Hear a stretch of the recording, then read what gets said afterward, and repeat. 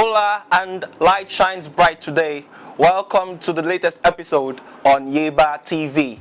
I am Aditayo Olaoluwa and we have our new guest today. We are bringing on Kingsley. Mr. Kingsley. You're welcome to the show. Nice to have you here. Thank you. And our normal analyst today. Yes, Mr. Abiola is here with us, and we are very excited to have you here, sir. So we're bringing you the latest. We're running through the previous matches, covering from Belgium, Egypt played 1-1, Saudi Arabia, Uruguay 1-1, Iran, New Zealand 1-1, and we discovered that majority of these matches were draw. They played droughts. Or these three matches were basically draw, and it's like why is the trend just connecting all three? All matches yesterday. What can you say about that? From the day one, I told you that every team that came for this World Cup, they are not came to play. They came to win. No small country again. No small country at all. That is the reason why we are saying 1-1 these days. We are saying draw. Everybody came to play. We like before that. We just see some country. Let's just go. We qualify. Let's go to World Cup. But this day they want to try their best. That's the reason why we are saying draw these days. Belgium 1-1. No one is ready to agree. You can see in Belgium and Egypt. I don't even expect Egypt to do that. From the first half, I expect Belgium to beat them like 2-0 for the first half. But with the way match go, Spain, Belgium play and Egypt also deliver. They came up for it. They came Both up of for them it. play. They came So, up for it. With but Lukaku turning up and being the superhero for Belgium in the second half, what do you have to say about that? It was just like they were waiting for him to come and deliver for them. Lukaku has always been like that.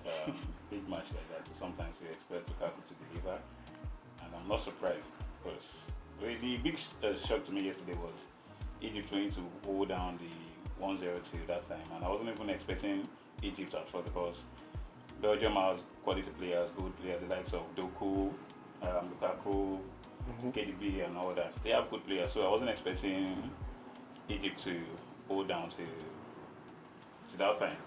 But it's not a shock to me that they played 1-1. Yeah, Egypt actually played a good game. One, I also think this competition, the European teams are more affected due to the weather. Yeah. Even before the competition started. Okay. Before the competition started, the likes of English players complaining about weather and all that. But it's not like that to the African because we Africans we are used to tough weather. So it's also we tell in the competition too. So if we watched Kelvin De Bruyne's performance yesterday, it was more like he was falling behind in the game. It wasn't really visible. What do you have to say about Kevin De Bruyne's performance? From what I can see, the guy really play now. He play his own, the pattern that he used to play. If you are able to watch position, the match, you're able to play the pattern that he normally play. Okay. When you are used to the Bruyne, that's the way he normally play. But immediately they came up. You can see that it's Egypt that first score yesterday. Push, yes. Immediately they come up. And you see, these people are not. They are yet to. They don't want to. They are also yet to. Yeah, they don't want to. They are yet to win. They are also yet to. They are not joke at all. They are also we don't yet come to play win. exactly. So immediately that one happen. That one can change the pattern that the pattern. Come. When they are coming, they come with the pattern that we are going with. Exactly. But immediately you enter the field and you see the way your opponent is playing. Sometimes your information may change.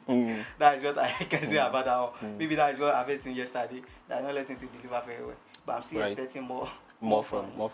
Where they are going. Talking about Egypt, Mohamed Salah, the coach, was he forced to play the AMF position? It was meant to be in his favorite position, which must have or might have helped Egypt to perform or play better. But we saw that someone else covered for him in his position and he wasn't able to play. He was in the middle. Playing from the wing there, I think it's more difficult comparing to playing from the center. And Salah doesn't have that speed and strength again. Like the before, Salah we always know. It's very swift. Once he has taken you on board this time around, Salah doesn't have that flair again. So I think the coach made a very good decision, like putting him from the center and using someone else at the flank. You can even see that he's not even played the full match. He didn't play. He was taken out. He don't have that strength. Right. Again. Right. He don't have that strength again. Okay, so Salah did little or less for the team. The coach couldn't keep up. He had to bring on an energetic player to cover up for him. And bringing us back to the African players, or rather, African players. There is this top trend that majority of. Should we start with Belgium now? Lukaku playing for Belgium, and his major background is not there, like he's not coming from the country. Okay, nationality. The nationality pattern of it, yes. Belgium. I won't blame anybody for that. I won't blame them for that because if I'm in their position, so I'll do it. You said Gujapa. Of course, definitely. Oh. This is becoming serious. I'll do that. You see players leaving Nigeria to go and play for Togo. Okay. When Nigeria can give them what they want. The like of blessed memory Motoyosi left Nigeria, a Nigerian boy, and went to Togo to play for Togo. The likes of look at this guy from USA, Balogun. Yeah. Definitely, you know he's in Nigeria. He's Yoruba AJ too. The name already says so. Who we hear Balogun now? There was a time I read a news whereby Mbappe said he wanted to play for Cameroon and they asked him to pay huge amount of money. Imagine, you want to represent the country and they ask you to pay huge amount of money for what? Just for trials. Just for trials.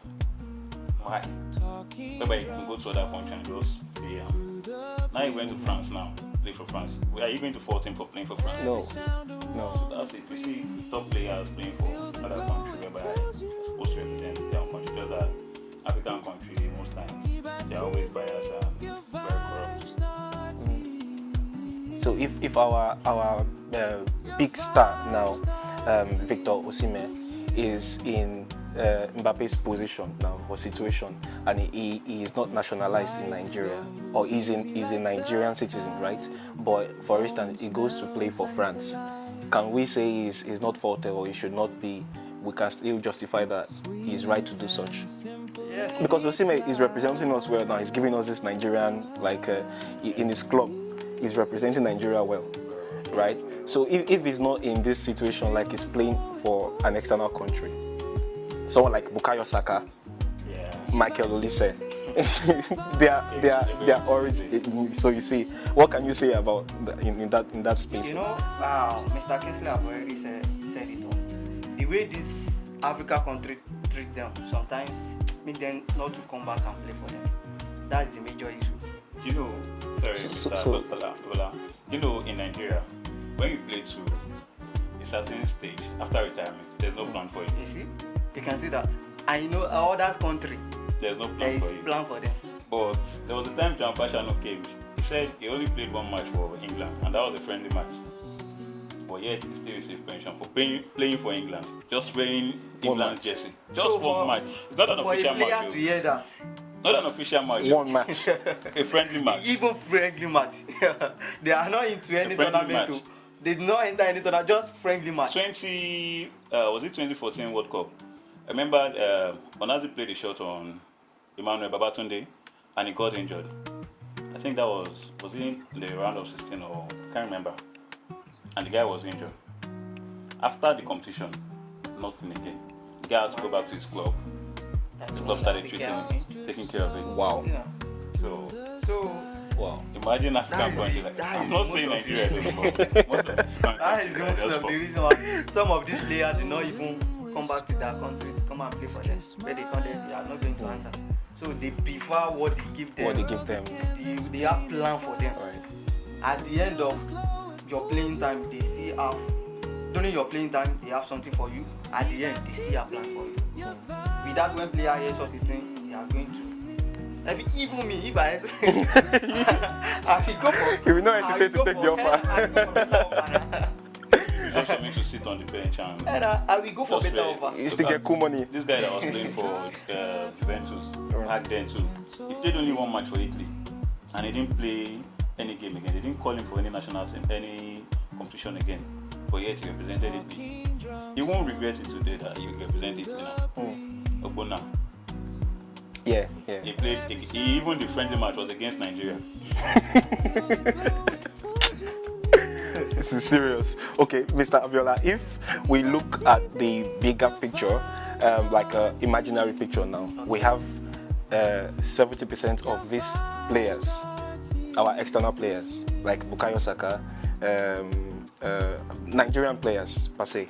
If we have these people come back to Nigeria to play as a team, do you think Nigeria can participate well in the World Cup? Sure, they can do well. I don't think they would do it. if we have them, I don't think they would do it. If the country ready to accept them and ready to negotiate with them with the way other country is doing, they do understand our aspect very well. If they are coming to Nigeria like this, and the Nigeria government ready to plan the way they try to adapt with the way other country are doing with their own player. If they try to do the same way, I hope they can do very well. They still will not do it. why are you saying they will not do it? We have these corrupt people at the top there. Yes. Okay, let's use how many stadiums do we have in Lagos? Have you forgotten there was a time Nigeria hosted under 17 World Cup? Yeah, under the likes of that was when we discovered this guy Stanley Okoro, this guy they call into Messi then. Under 17 World Cup. Imagine a World Cup and the lights went off in the stadium. Nigeria was even better then. We played a competition still that World Cup. We played against we played against Spain or so in Kaduna. The stadium was still okay, but now go and check those stadiums. Check the only stadium we have in Nigeria now is the one at Rio. Maybe Abuja. Check the one in Lagos. It's still one of the best event stadium. center. People doing party there. That's one of the. And you tell me you want to bring cars to come and train on the sand. How? Wow. Look at Morocco now. They spend money on their infrastructure and sports. The government has to do a lot in this space. Can Nigeria do that? Okay, so that's it for the recent on Africans and how they have been going through one thing or the other. We have just discovered how they play and how the little challenge taking them out there and why they cannot play for the country. So now let's go on a short break. See you soon.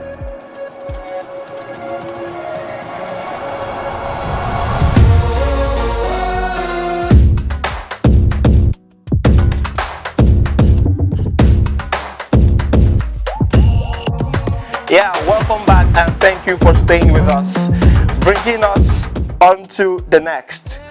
Coming up next, we're having Portugal, Dr. Congo, we're having England, Croatia, and two other matches, of course, which are Ghana, Panama, Uzbekistan, Colombia. Mr. Abiola, what can you say about the match between Portugal and Congo? You know it's going to be a tough one. Sure, but not that much. But the reason why it's going to be a tough one is that, you see, this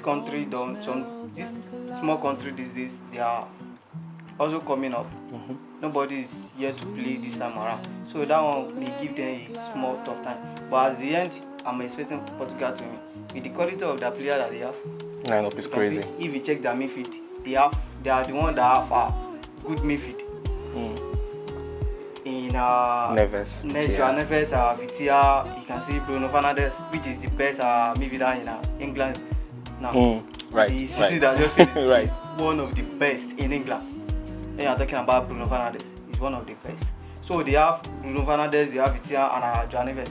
So they can, with the pattern that they that they are going to play, they can able to go forward, handle the midfield, And when you are talking about DR Congo, it's just African country. I know they have that strength. They have that strength. Yeah, they have that strength. If you can remember very well, during this Africa World Cup qualifier, if you can remember very well, we played with them. Nigeria played with them. Yeah, we did. That is the reason why we did not able to qualify. Because we played the round of 16, or I've not even remember very well, but we played with them. They disqualify, or that's the reason why. But they have that strength. They can go extra. Yes, they can go extra mile. Energy, yes. They have that strength to enter extra time with yourself. Right. And they are still going Right. to be. But at the end, I expect Portugal to do better because of the quality of player that they have. So, Mr. Kingsley, what do you have for us?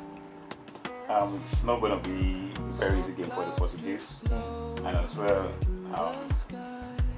I'm really expecting the DR Congo to win at least have a point.